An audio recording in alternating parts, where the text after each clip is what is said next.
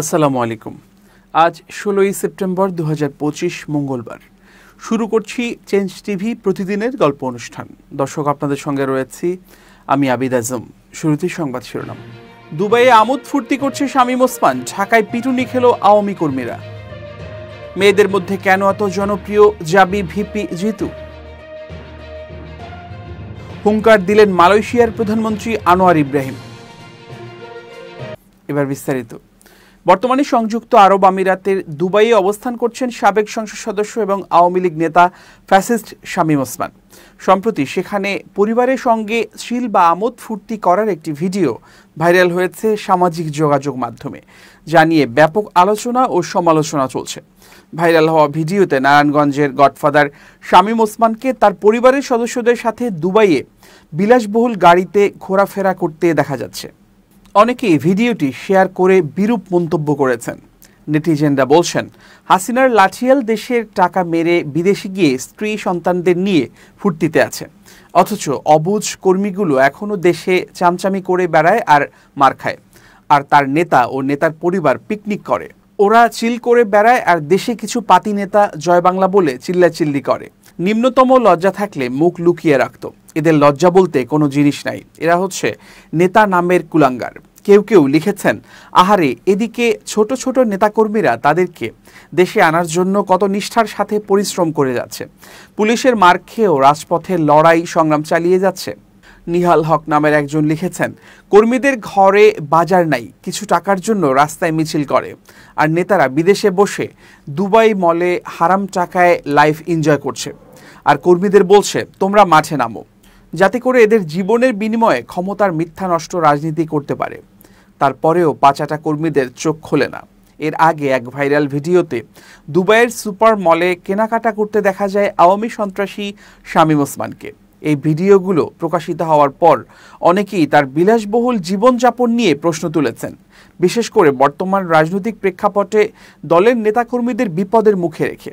বিভিন্ন সূত্রের খবর অনুযায়ী শামীম ওসমান গত ৫ আগস্টের গণঅভ্যুত্থানের পর দেশ ছেড়ে বিদেশে পাড়ি জমিয়েছেন। প্রথমে তিনি ভারতে গিয়েছেন এবং সেখান থেকে পরে দুবাই চলে যান। তার বিরুদ্ধে অবৈধ সম্পদ অর্জন, অর্থ পাচার এবং বিভিন্ন বিতর্কিত কার্যকলাপের অভিযোগ রয়েছে।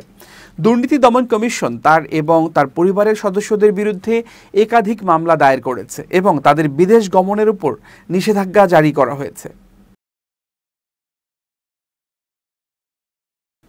রাজধানীর শেরেবাংলা নগর থানার শ্যামলী শিশুমেলা ও চক্ষু হাসপাতালের সামনে আওয়ামী লীগের ঝটিকা মিছিলে ককটেল বিস্ফোরণের ঘটনা ঘটেছে। এ সময় হাতে নাতে ৬ জনকে আটক করেছে শেরেবাংলা নগর থানা পুলিশ। মঙ্গলবার সকাল ৮টার দিকে ৭০ থেকে ৮০ জনের একটি ঝটিকা মিছিল বের করে কার্যক্রম নিষিদ্ধ ক্ষমতাচ্যুত এই দলটি।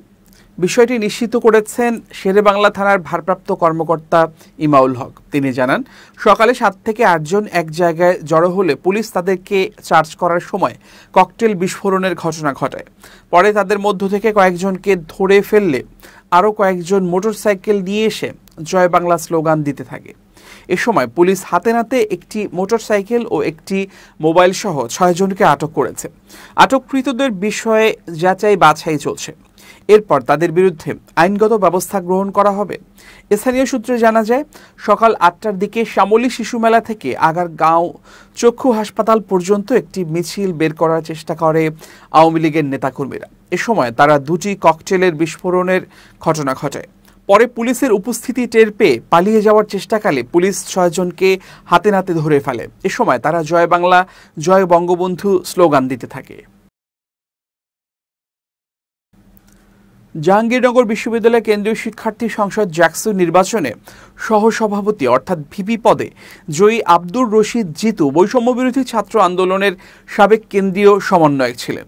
২০২৪-এর জুলাই আন্দোলন শুরু হলে তিনি ছাত্রলীগ ছাড়েন। আন্দোলনের আগে তিনি ছিলেন বিশ্ববিদ্যালয় শাখা ছাত্রলীগের কার্যকরী সদস্য। পরে আলবেরুনি হলের সভাপতি পদপ্রত্যাশী ছিলেন। আব্দুর রশিদ জিতু বিশ্ববিদ্যালয়ের তুলনামূলক সাহিত্য ও সংস্কৃতি ইনস্টিটিউটের ২০১৭-১৮ শিক্ষাবর্ষের শিক্ষার্থী। শরীয়তপুরের গোসাইরহাট উপজেলায় তাঁর বাড়ি। 8 ভাই বোনের মধ্যে তিনি পঞ্চম। জিতু জানিয়েছেন তার পরিবারের কেউ রাজনীতিতে যুক্ত নন।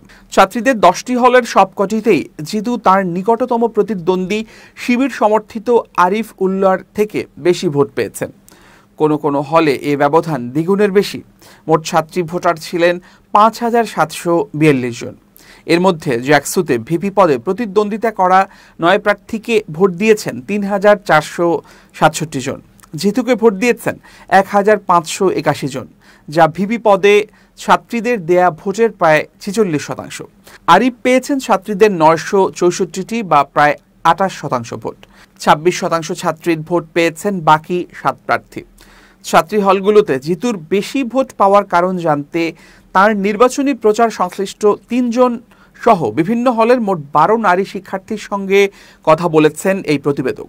তাদের বেশিরভাগ জানিয়েছে, জুলাই আন্দোলনের পর দেশের বিভিন্ন জায়গায় সমন্বয়কদের নিয়ে যখন একের পর এক অভিযোগ সামনে আসে, তখনও জিতু ছিলেন বিতর্কমুক্ত। রোকেয়া হলের শিক্ষার্থী তানজিলা তাবাসসুম বলেন, ছাত্রীদের অনেকে শুরু থেকেই ভিপি পদে দলীয় প্রার্থীকে ভোট না দেওয়ার সিদ্ধান্ত নিয়েছিলেন। স্বতন্ত্র প্রার্থী রাজনৈতিক দলের এজেন্ডা বাস্তবায়ন করবেন না, এমন ধারণা থেকে তারা জিতুকে ভোট দিয়েছেন। নির্বাচনের আগে জিতুর সাবেক রাজনৈতিক পরিচয় ছাত্রলীগের বিষয়টি সামনে আসে। এ নিয়ে ফেসবুক সহ নানা মাধ্যমে সমালোচনা চলে, কিন্তু গণমাধ্যমে সেসব সংবাদ আকারে প্রচার হয়, যাতে বলা হয় জিতু নির্বাচিত হলে ক্যাম্পাসে ছাত্রলীগের পুনর্বাসন হবে। তবে বিষয়টি শেষ পর্যন্ত ততটা কাজে দেয়নি। সংশ্লিষ্ট ব্যক্তিদের সূত্রে জানা গেছে, ছাত্রলীগের রাজনীতির সঙ্গে জড়িত থাকা শিক্ষার্থীদের মধ্যে জ্যাকসন নির্বাচনে ভোটার ছিলেন হাজার খানেক। তাদের অধিকাংশই জিতুকে ভোট দিয়েছেন। জিতুর নির্বাচনী কার্যক্রম শুরুর পর থেকে তার প্রচারে তাদের অনেককে সক্রিয় থাকতে দেখা গেছে। তবে এসব শিক্ষার্থীর অনেকেই জুলাই আন্দোলনে যুক্ত ছিলেন এবং ফেসবুকে ঘোষণা দিয়ে ছাত্রলীগ থেকে পদত্যাগ করেছিলেন। সার্বিক বিষয়ে জানতে চাইলে আব্দুর রশিদ জিতু বলেন, কখনো কারো সঙ্গে অন্যায় আচরণ করিনি। জ্যাকসুর প্রতিনিধিদের প্রথম কাজ দলীয় লেজুর ভিত্তিক রাজনীতি বন্ধ করা উল্লেখ করে তিনি বলেন, এসব রাজনীতির কারণে অনেকের শিক্ষাজীবন নষ্ট হয়। জুলাই আন্দোলনে হামলায় যেসব শিক্ষক জড়িত ছিলেন তাদের বিচার প্রক্রিয়া চলছে। তাদের শাস্তির মুখোমুখি করতে যা কিছু করা লাগে আমরা সেসব করতে অঙ্গীকারাবদ্ধ। ঢাকা বিশ্ববিদ্যালয়ের জহুরুল হক হলের টিন শেডের ক্যান্টিনে টেস্টিং সল্টের উপস্থিতি থাকায় 1,000 টাকা জরিমানা করেছেন হলের নবনির্বাচিত জিএস খালেদ হাসান।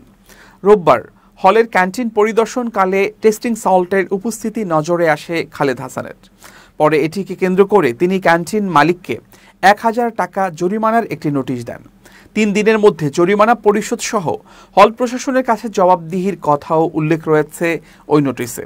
এই ঘটনার পর খালেদ হাসান তার ফেসবুক পেজে একটি পোস্ট দিয়েছেন, যেখানে তিনি লিখেছেন, টিনশেড ক্যান্টিনের মোস্তফা ভাইয়ের দোকানে ক্ষতিকর টেস্টিং সল্ট পাওয়ায় 1,000 টাকা জরিমানা সহ 3 কার্যদিবসের মধ্যে হল সংসদের কাছে জবাবদিহি নিশ্চিত করতে নির্দেশ দেওয়া হয়েছে। এর আগে ঢাবির সূর্যসেন হলের একটি দোকানে 1 কেজি টেস্টিং সল্ট পাওয়ায় দোকানদারকে 3,000 টাকা জরিমানা করেছেন হলটির নবনির্বাচিত ভিপি আজিজুল হক।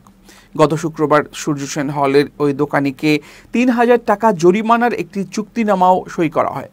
হল সংসদের ভিপি ও দোকানি ওবায়দুল হকের সই করা ওই চুক্তিনামায় লেখা হয়, 1 কেজি টেস্টিং সল্ট পাওয়ায় 8 নং দোকানের মালিককে 3,000 টাকা জরিমানা করা হলো।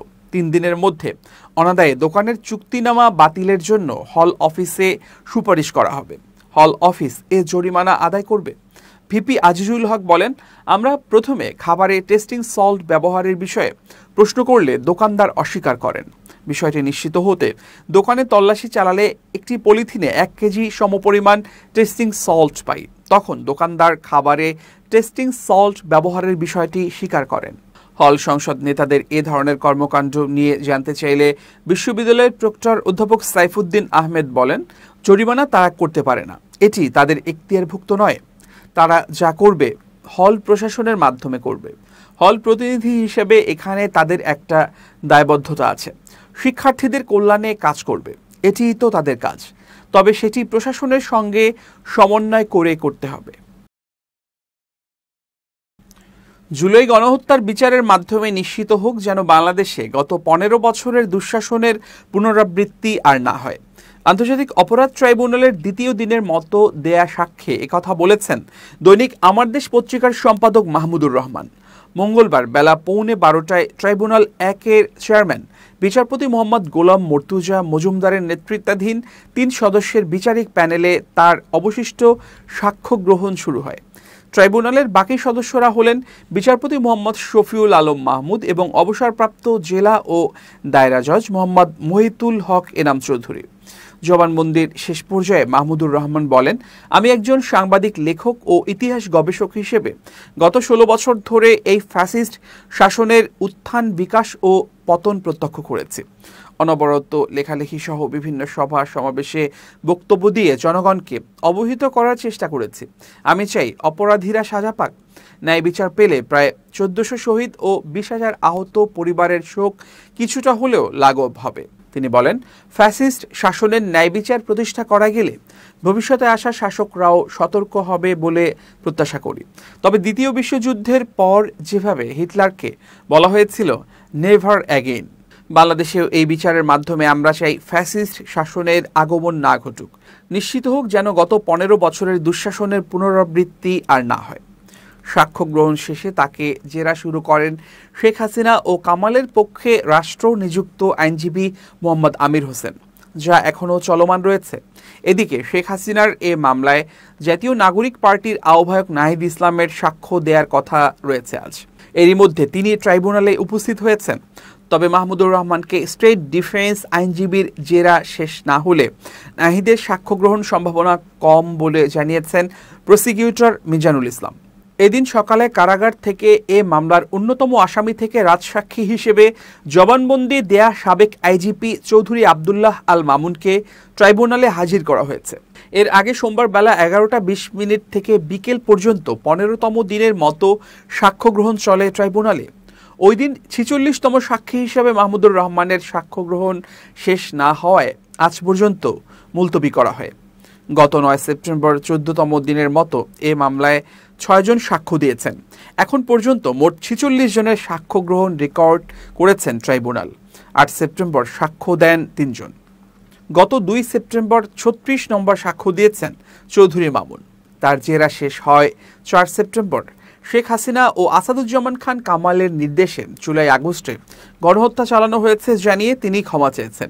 একই সঙ্গে অজানা অনেক তথ্য ট্রাইব্যুনালের সামনে এনেছেন। 1 সেপ্টেম্বর 10ম দিনের সাক্ষ্য গ্রহণ ও জেরা শেষ হয়। এদিন জবানবন্দি দিয়েছেন 6 জন।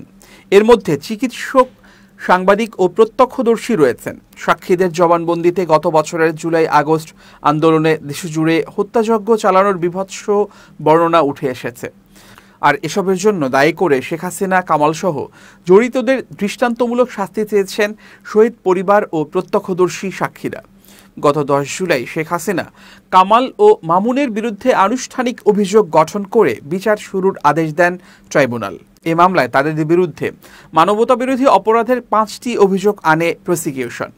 আনুষ্ঠানিক অভিযোগ মোট 8,747 পৃষ্ঠার। এর মধ্যে তথ্যসূত্র 2,018 পৃষ্ঠার, জব্দ তালিকা ও দালিলিক প্রমাণাদির 4,005 পৃষ্ঠার এবং শহীদদের তালিকার বিবরণ 2,724 পৃষ্ঠার রয়েছে। সাক্ষী হিসেবে রয়েছেন 81 জন। গত 12 মে চিফ প্রসিকিউটরের কাছে প্রতিবেদন জমা দেয় ট্রাইব্যুনালের তদন্ত সংস্থা।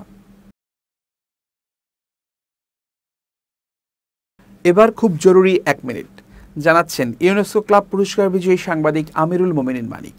খুব জরুরি 1 মিনিটে প্রত্যেককে আমন্ত্রণ। প্রিয় বন্ধুরা, 2টো পরামর্শ জীবনের জন্য খুবই গুরুত্বপূর্ণ। প্রত্যেকটা দিনকে আপনি মনে করুন নতুন দিন। আজ থেকে কাজ শুরু করলেন। দ্বিতীয় বিষয় হচ্ছে ভুল সংশোধন করে নিন। আপনি যদি একটা ভুল করার পর মনের মধ্যে সেই ভুল নিয়ে ভাবতে থাকেন, দ্বিধাগ্রস্ত থাকেন, তাহলে সামনের দিকে এগুতে পারবেন না, বরং আটকে যাবেন।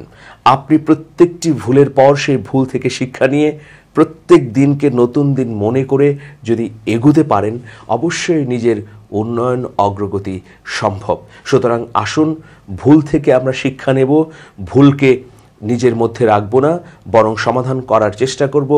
দ্বিতীয় বিষয় হচ্ছে প্রত্যেকটা দিনকে আমরা নতুন দিন মনে করে নতুন গতিতে, নতুন উদ্দীপনায় এগিয়ে যাবার চেষ্টা করব। সবাই ভালো থাকবেন। শুভেচ্ছা নিরন্তর। এবার দেশের বাইরের খবর। মালয়েশিয়ার প্রধানমন্ত্রী আনোয়ার ইব্রাহিম ইসরায়েলি আগ্রাসন বন্ধ, আরব ইসলামিক রাষ্ট্রগুলোর সার্বভৌমত্ব রক্ষা এবং ফিলিস্তিনি জনগণের অধিকার প্রতিষ্ঠায় আরও শক্তিশালী যৌথ পদক্ষেপ নেয়ার প্রয়োজনীয়তার উপর জোর দিয়েছেন। আজ এক ফেসবুক পোস্টে তিনি জানান, কাতারে অনুষ্ঠিত জরুরি আরব ইসলামিক সম্মেলনের ফাঁকে কয়েকজন নেতার সঙ্গে এক সংক্ষিপ্ত বৈঠকে তিনি এ বার্তা তুলে ধরেন। বৈঠকে উপস্থিত ছিলেন সৌদি ক্রাউন প্রিন্স ও প্রধানমন্ত্রী মোহাম্মদ বিন সালমান, তুরস্কের প্রেসিডেন্ট রিসেপ তাইয়েপ এরদোয়ান, জর্ডানের রাজা দ্বিতীয় আবদুল্লাহ আল হুসেইন, পাকিস্তানের প্রধানমন্ত্রী শেহবাজ শরীফ এবং কুয়েতের crown prince Sheikh Sabah Khalid Al Hamad Al Sabah. তিনি বলেন, আমরা কাতারের প্রতি পূর্ণ সমর্থন পুনর্ব্যক্ত করেছি, যে দেশটি ইসরায়েলি জায়নিস্ট শাসনের নিন্দনীয় ও আক্রমণাত্মক হামলার শিকার হয়েছে। একই সঙ্গে ফিলিস্তিনকে রক্ষায় ঐকমত্য আরও জোরদার করেছে। কাতারের আমির Sheikh Tamim bin Hamad Al থানির আমন্ত্রণে আনোয়ার ইব্রাহিম এ জরুরি সম্মেলনে যোগ দেন, যা দেশটির ওপর ইসরায়েলি হামলার সাম্প্রতিক ঘটনার প্রেক্ষাপটে অনুষ্ঠিত হয়।